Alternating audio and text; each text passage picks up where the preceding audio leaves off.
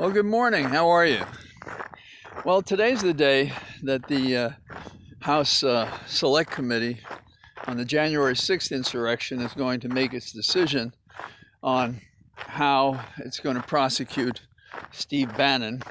Of course, by now, the focus is becoming this battle, and Trump himself has brought a lawsuit, and Bannon seems to be waiting passively to see what they try to do to him.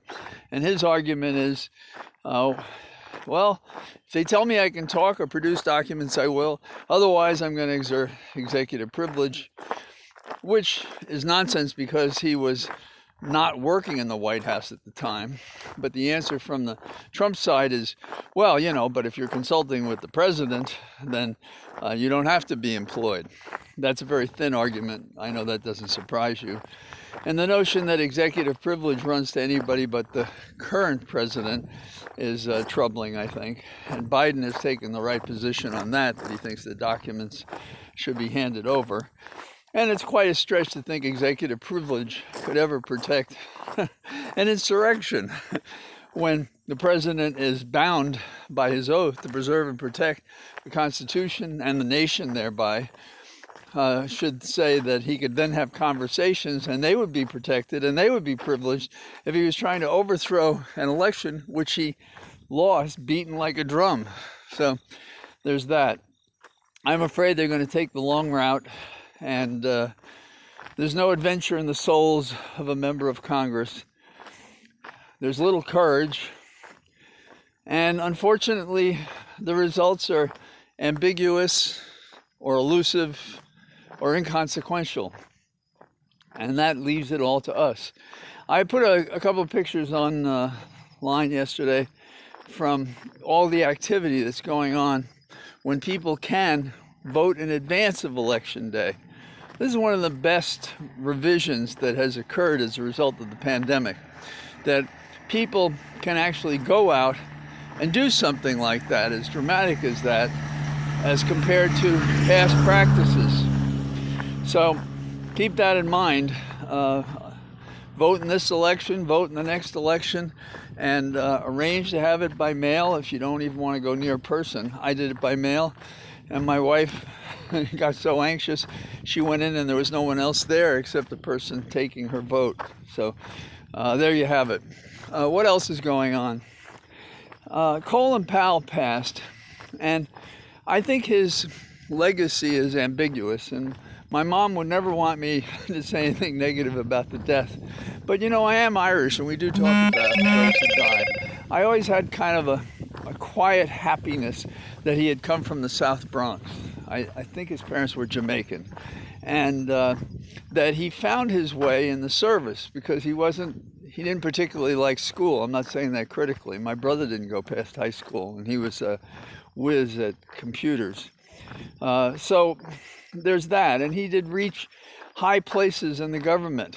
But I could never forgive him for giving the lie to the American people before the UN that there were weapons of mass destruction somewhere in Iraq, and that justified us going in.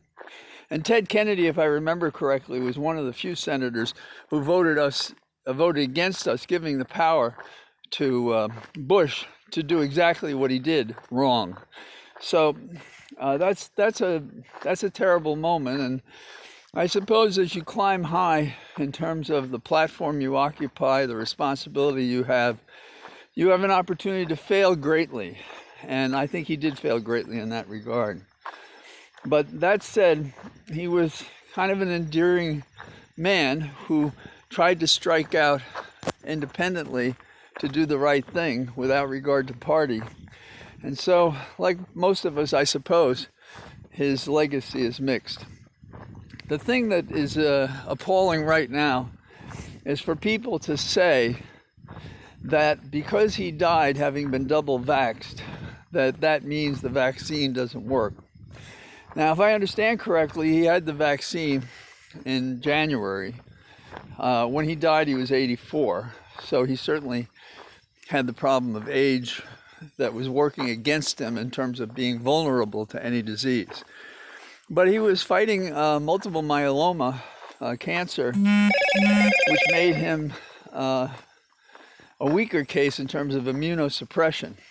So he'd had the vaccine longer than the 6 months that they talk about, and was about to get a booster, but he didn't. We don't know, that would have saved him.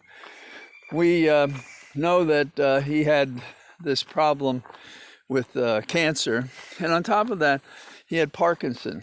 So he was a man whose body was racked with fragility in terms of being able to resist the virus.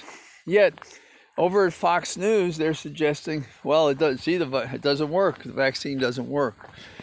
Now, I've seen stories about the Moderna, which I got, and they're claiming that it's in the high 90s. It's effective. That means, I don't know, 3 or 7% you're exposed. So none of them are 100%. So it's not like you put a cloak on and you're protected forevermore. You have to be sensible about it. And I'm not saying he wasn't sensible. He probably did everything he possibly could. And his wife and he were devoted to each other. So you can be certain that she did whatever she had to do. So while I don't condemn the man, I do applaud him for what he did achieve.